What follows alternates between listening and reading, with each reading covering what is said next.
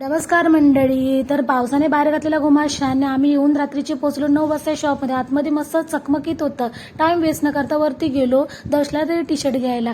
तर हे त्याच्या मापाचे नव्हते, मोठ्या मुलांचे होते. त्याचा बाबा मात्र शोधत होता पण त्याला काही सापडत नव्हता. हे माझ्या लेखाचं वेगळाच चाललेलं. त्याचा म्हणणं होतं तुम्ही घ्या नाही तर नका घेऊ, मला काहीच फरक नाही पडत, मी माझ्या मस्त मजेतच राहतोय. एक बघितला तो म्हणतो की हे काय त्याच्यावरती चिवटे बावटे. म्हणजे चिवटे बावटे तो बोलता हा. असंच मला पण हसायला लागला. माझ्या लेखाचा फक्त स्पोर्ट कपडे पाहिजे, रोनाल्डोचा टी शर्टने त्याची हाफ चड्डी पाहिजे, त्याची नाही म्हणजे त्याच्या मापाची.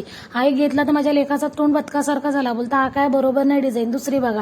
बरं दुसरं काढलं तर ते होतं XXL. मग आता करणार काय, त्याच्या साईजचे कपडेच नव्हते भेटत, त्याला भेटतच नाही असे पण त्याच्या साईजचे. मग एकदाचा भेटला त्याला, तिथे चेंजिंग रूम नाही त्या शॉपला, मग असेच घातले, छोट्या मुलांचं चालतं.